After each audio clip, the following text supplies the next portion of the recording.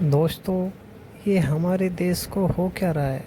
पहले तो हमारे देश में वैकेंसी निकलती ही नहीं, और अगर निकलती भी हैं धरने देने के बाद, भीड़ इकट्ठी करने के बाद, काफ़ी कोशिशों के बाद अगर कुछ वैकेंसीज रेलवे में, पुलिस में या फिर ग्रुप डीज वगैरह की निकलती भी हैं, तो लोग, इतना कंपटीशन हाई है कि एक वैकेंसी के लिए हज़ारों हज़ारों लोग कैंडिडेट्स पहुंच जाते हैं, क्योंकि है ही नहीं, चांसेस ही नहीं है, वैकेंसीज ही नहीं है।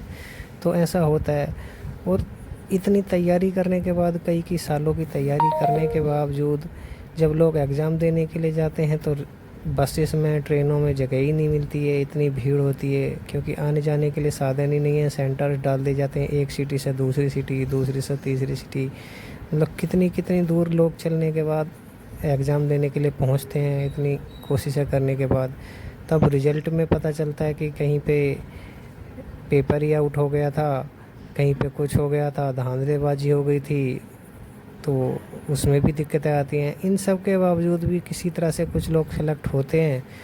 तो लोग जब ट्रेनिंग पे पहुंचते हैं, तो आपने देखा गोरखपुर में क्या हुआ लड़कियों के साथ।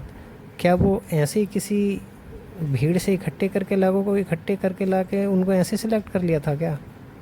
क्या वो बेचारे मेहनत करके, तैयारी करके सेलेक्ट करे हुए लोग नहीं थे?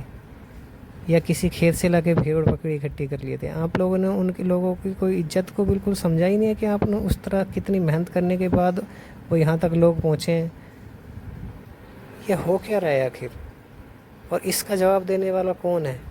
क्या हर चीज़ के लिए लड़ा जाएगा, झगड़ा जाएगा, धरने दिए जाएंगे, तभी लोगों के कान खड़े होते हैं, तभी लोगों को पता चलता है? क्या उससे पहले आप लोगों को पता नहीं है कि कितनी तैयारियां करके ये लोग यहाँ पर पहुँचे हैं? तो आप लोगों को भी उन चीज़ों की रेस्पेक्ट करनी चाहिए।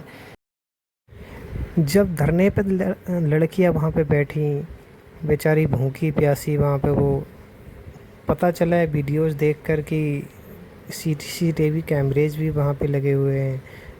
600 लोगों में पानी पीने की सुविधा ही नहीं है, इतना एक वाटर कूलर लगा हुआ है, खुले में नहाना पड़ रहा है। और वहाँ के जो ट्रेनर हैं गलत व्यवहार कर, मतलब लैंग्वेज अच्छी यूज़ नहीं करते हैं। तो क्या ये टीचर नहीं है? क्या उनको सिखाने वाले नहीं हैं? क्या वो लोग, अगर उन्हें अच्छे से सिखाएं तो वो उनको अपना गुरु नहीं मानेंगे? क्या यही यादें लेके वो लोग बाहर निकलेंगे और आप लोगों को याद करेंगे? थोड़ा तो शर्म आनी चाहिए ना। इस चीज़ का जवाबदेही कौन करेगा? क्या आपके सीनियर्स या उनके ऊपर सीनियर्स जो बैठे हैं, अधिकारी बैठे हैं, उन लोगों की ये जवाबदेही नहीं है? आप सबकी रिस्पॉन्सिबिलिटी नहीं है इस चीज़ को? आप देखें चीज़ों को। हर चीज़ के लिए धरना देना, लड़ना हक के लिए, थोड़ा जागरूक होना चाहिए। तो आज का हमारा यही सवाल था, और इसका जवाब किसको बनता है देना?